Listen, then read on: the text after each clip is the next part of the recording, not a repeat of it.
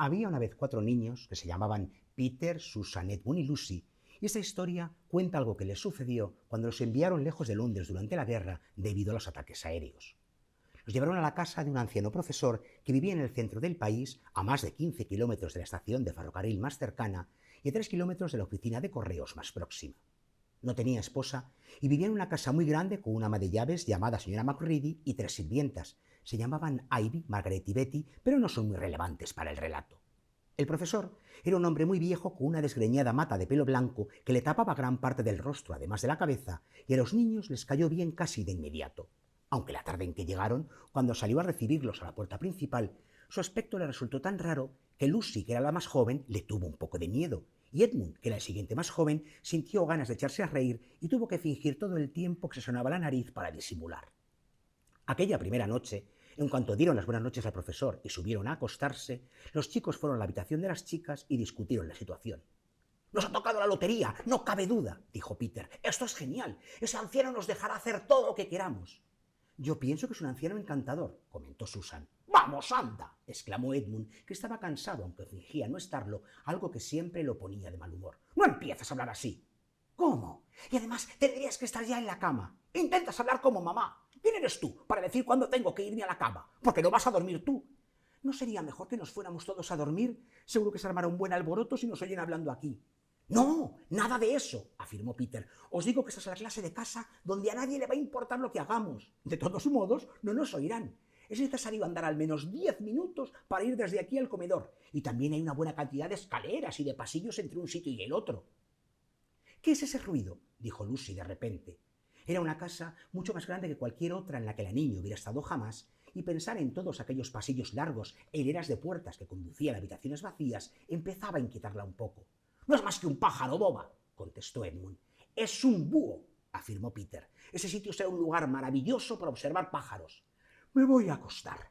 Propongo que vayamos de exploración mañana. Se puede encontrar de todo en un sitio como este. ¿Visteis las montañas cuando veníamos? ¿Y los bosques? A lo mejor hay águilas, o quizá ciervos. Seguro que hay halcones». «¡Tejones!», exclamó Lucy. «¡Zorros!», apuntó Edmund. «Conejos», añadió Susan. Pero cuando llegó la mañana siguiente, cayó una lluvia persistente, tan torrencial que al mirar por la ventana no se veían ni las montañas, ni los bosques, ni siquiera el arroyo del jardín. «¡Vaya! Tenía que llover», se quejó Edmund. Acababan de terminar de desayunar y estaban arriba en la habitación que les habían reservado, una larga y estrecha habitación con 2 ventanas que daban en una dirección y 2 en otra. «Deja de refunfuñar, Ed», dijo Susan. «10 a 1 a que despeje en 1 hora más o menos. Y mientras no creo que nos aburramos. Hay una radio y cantidad de libros». «No me interesan», declaró Peter. «Voy a explorar la casa». A todos les pareció muy buena idea, y así fue como empezaron las aventuras. Era una de esas casas que parecen no tener final y estaba llena de lugares inesperados. Las primeras puertas que probaron conducían solo a dormitorios desocupados, como todos habían supuesto. Pero no tardaron en llegar a una habitación muy grande llena de cuadros y allí encontraron una armadura completa. Y la siguiente fue una habitación toda tapizada de verde con un arpa en un rincón. Y luego bajaron 3 peldaños y subieron 5, y a continuación apareció una especie de pequeño vestíbulo superior y una puerta que conducía a una galería y luego a una serie de habitaciones que comunicaban unas con otras y tenían las paredes llenas de libros. Casi a continuación se encontraron con una habitación que estaba totalmente vacía, a excepción de un enorme armario, uno de esos que tienen un espejo en la puerta. No había nada más en la estancia, aparte de un moscón azul muerto en el alféizar de la ventana. ¡Ay, ese armario! Ese armario que acaban de encontrar los protagonistas de una historia llamada precisamente El león, la bruja y el armario. Pablo Vilaboy, Las crónicas de Narnia, C.S. Lewis, palabras muy mayores. Sí, mucho antes de la serie de 7 libros de J.K. Rowling, su inmortal Harry Potter, existió una serie de 7 libros en los que la misma J.K. Rowling dijo haberse inspirado, que fueron la serie de 7 libros que escribió C.S. Lewis sobre Narnia. Son 7 historias relacionadas entre sí, pero que pueden leerse de modo independiente. De hecho, esta es la que conocemos como la primera, también por su adaptación cinematográfica, pero es el segundo libro. La cronología interna sí es, aunque fue el primero que fue publicado.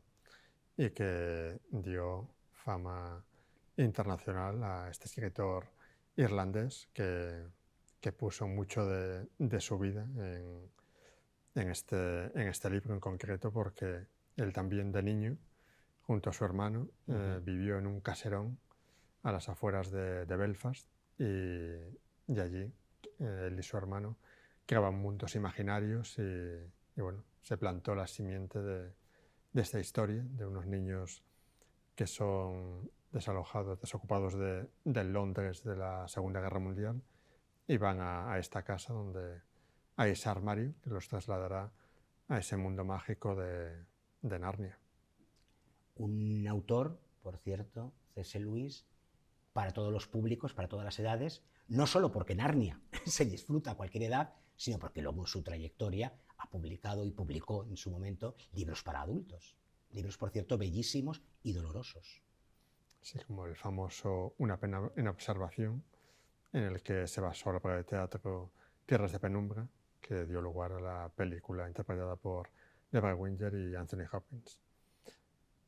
Volviendo a Narnia, hay que decir que en todos estos 7 libros, y sobre todo muy en concreto en este, el del León, la Bruja y el Armario, hay mucha simbología cristiana, porque C.S. Lewis era cristiano practicante, y hay paralelismos con las historias bíblicas. Por ejemplo, el famoso león, Aslan, es un remedo de Jesucristo, que bueno, no desvelaremos, pero la trayectoria en concreto de este libro se ve muy, muy claramente. El niño Edmund, que tú mencionabas, es otro remedo de Judas. Peter, el hermano mayor, sería el apóstol San Pedro. Y bueno, toda la historia, digamos que tiene una carga muy, muy cristiana, reconocida por él mismo, aparte de tomar bueno, pues cosas como leyendas de hadas irlandesas, inglesas y otra serie de mitologías griegas o romanas. Lo fantástico de los libros también es que se explican en sí mismo. O sea, conocer todo esto que tú cuentas, la simbología, los orígenes, las leyendas, lo que le inspiró al autor, añade un plus, pero si no tienes ni idea de ello, te sumerges en ese mundo y navegas maravillosamente bien. Sí, esto en concreto que os comento, pues ha servido también como crítica, mala crítica por parte de algunos, pero como tú dices, no es necesario trazar ese paralelismo. Si quieres lo puedes trazar, porque es bastante evidente, pero si no, queda en una historia infantil, juvenil, pues muy, muy entretenida. Y bueno, para rematar hay que decir que C.S. Lewis, que vivió la mayor parte de su vida académica en Oxford, formaba un grupo literario llamado Inklings, en el que, por ejemplo, estaba un señor que se llama Tolkien, y se decía que cuando se reunían una vez a la semana en el pub para comentar escritos y demás historias, pues tanto C.S. Lewis leía sus crónicas de Narnia y Tolkien pues sus crónicas de la Tierra Media. Así que imagínate cómo eran esas veladas literarias en Oxford. Quien pudiera verlas por un agujerito, ¿verdad?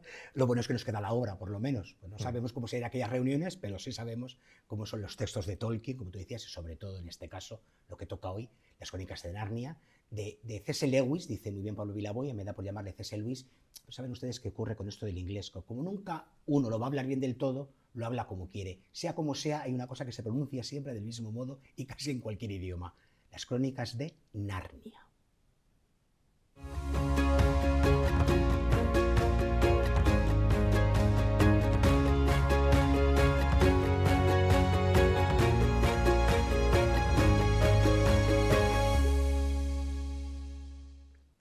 Y de un mundo fantástico, imaginado, Narnia, nos vamos a un lugar muy concreto, muy específico, que todos podemos conocer, pero también pasado por el tamiz de la buena literatura, pasado por el tamiz de una viajera que miró, observó, tomó notas, recibió inspiración y acabó cristalizando todo ello en esta fantástica novela que viene su autora a presentarnos.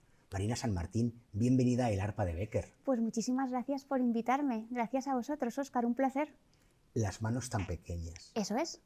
Qué maravilla de novela te has marcado, pero ¿cómo es esto? Pues gracias otra vez. Así vengo más veces, ¿eh? Invitadme cuando queráis. Ha sido, para empezar, como digo, un viaje. Sí, la novela surge de un viaje. Ti. Yo en el fondo cuando hice el viaje, que fue en otoño de 2018, más o menos en el tiempo en que se sitúa la novela, ya tenía en mente, sabía que más tarde o más temprano acabaría escribiendo sobre Japón. Lo que pasa es que incluso teniéndolo en mente, el impacto fue mucho mayor. O sea, cuando llegué a Tokio y empecé a ver la punta del iceberg de esa ciudad, porque yo creo que, bueno, como turista es imposible apreciarla del todo, supe desde el minuto uno que tenía que escribir una novela. Tú, querida colega, como me digo, me encanta con Marina San Martín compartir muchos colegueos, ¿verdad? Somos lectores fundamentalmente, y somos libreros. Somos periodistas y somos libreros, Eso es. Y encima es magnífica escritora.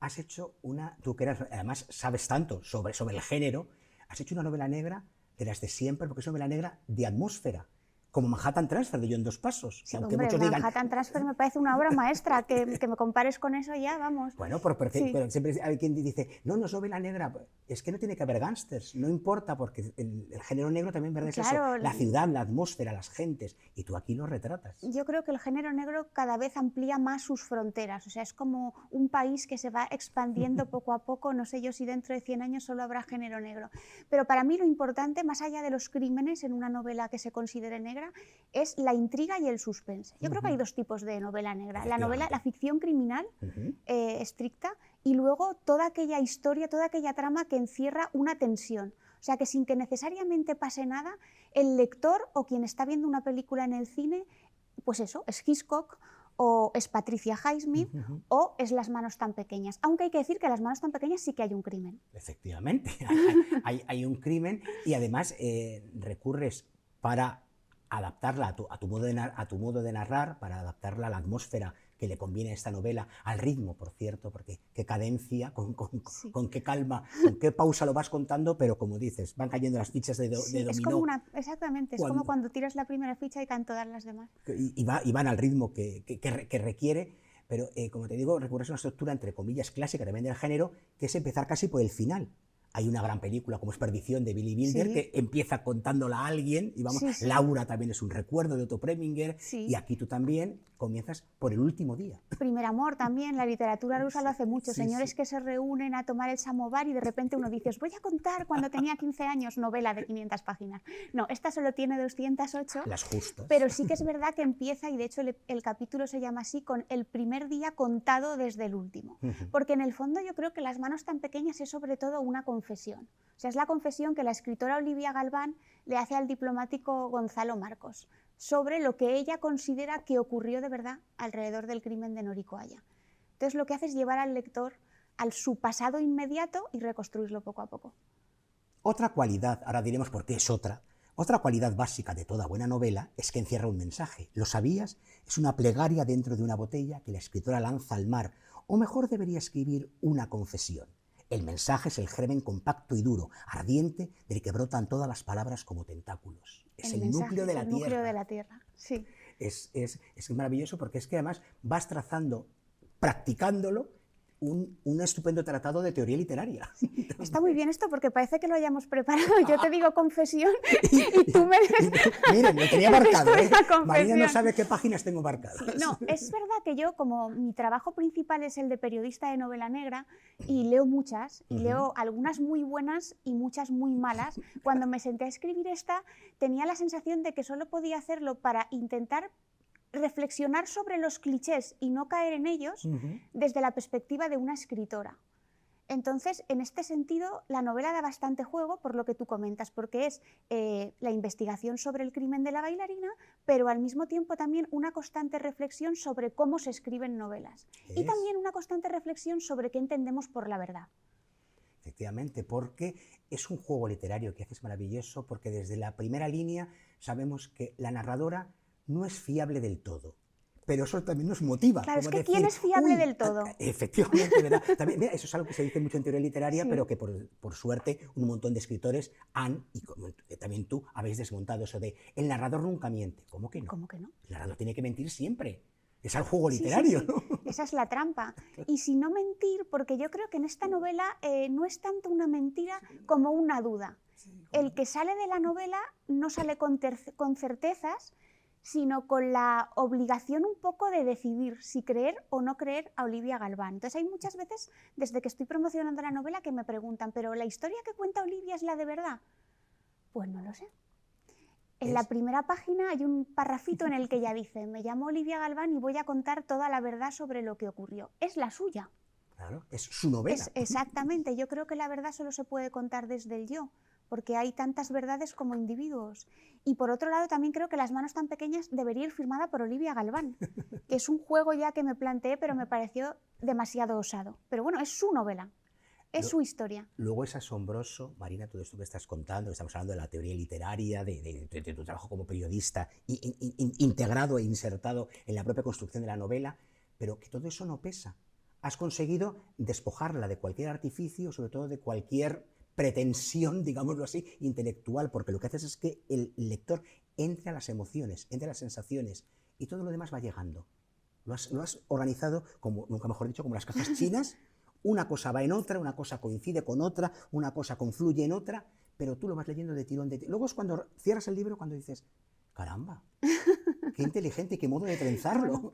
Bueno, mira, tú eres librero como yo y imagino que leerás muchísimos libros. A mí me gusta muchísimo leer, por supuesto. Hay muchos libros que empiezo, pero hay muy pocos que acabo. Y también con los años, que bueno, pues ya son más de 40, me pasa que cada vez son menos los libros que acabo. Y eso me he dado cuenta con el tiempo, por lo importante que resulta que en una historia precisamente ocurra eso, que te cuenten una historia.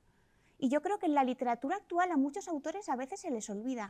Entonces, o eres Unamuno, o el libro no engancha. Y tendemos a pensar que el enganchar tiene una connotación negativa. Es como hay un libro demasiado comercial, un libro demasiado popular, una película de Hollywood. Bueno, ¿por qué no se pueden escribir o contar buenas historias y hacer buena literatura sin despreciar ese componente de adicción?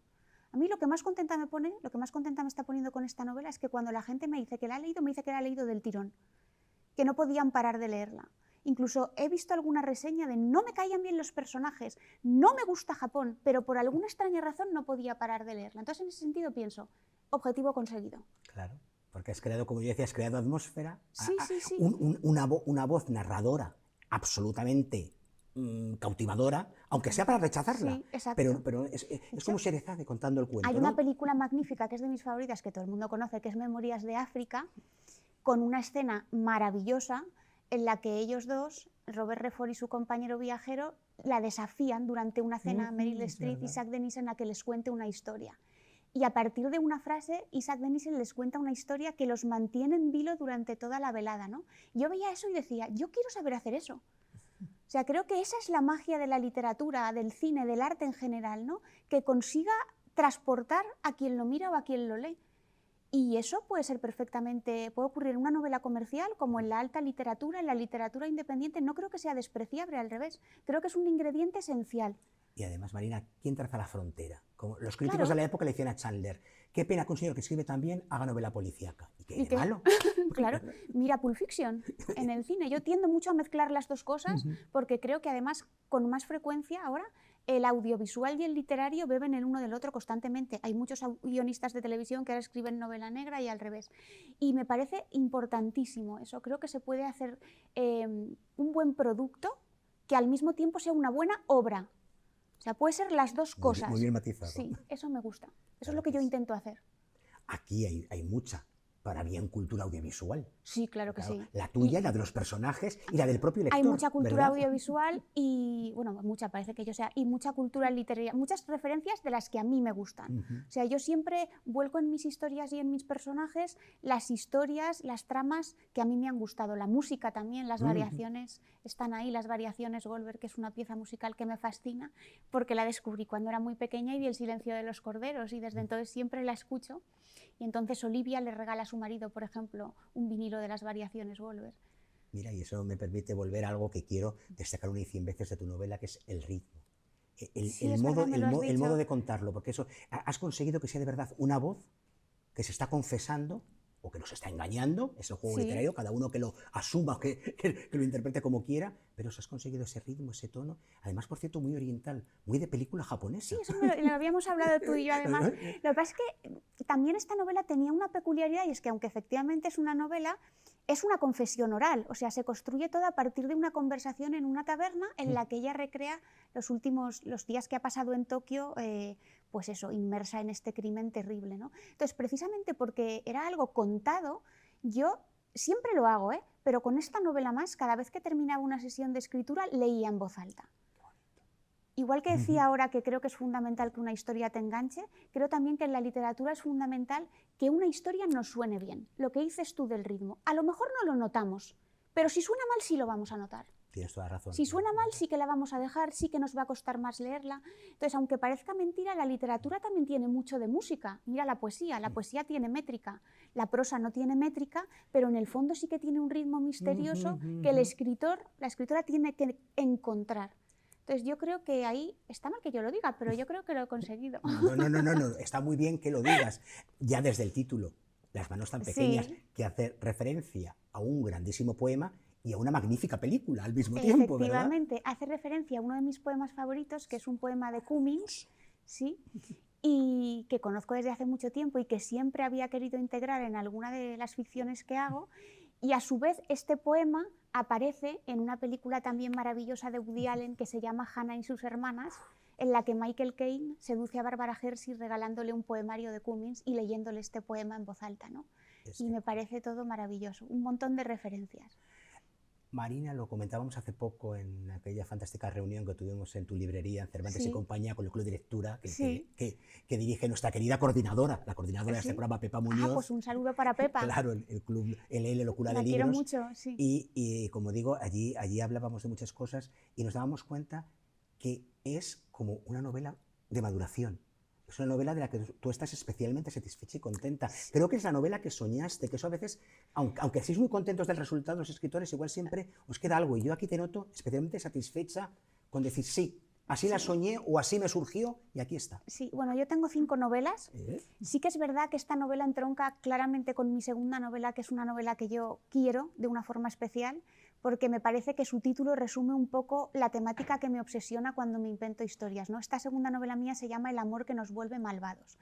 Pero también es verdad que buscando así un poco, mira, parece un poco la pauta de la novela que ella va diciendo, cosas imprescindibles para escribir una novela, 1, 2, 3, pues estamos aquí repasándolas, ¿no? Aunque estamos hablando de otras. Creo que para que una novela sea buena, la autora o el autor tiene que ser muy honesto consigo mismo. Tiene que perder el miedo a contarse a sí mismo sus cosas más terribles. Y esto sí que creo que es algo que solo se gana con la madurez. Entonces, me da la sensación que yo en Las manos tan pequeñas he sido más sincera conmigo misma. He sido más honesta y he tenido menos miedo a desnudarme para darles a mis personajes cosas de mí que a lo mejor no me gustan, pero que creo que son de verdad interesantes y sobre las que merece la pena reflexionar.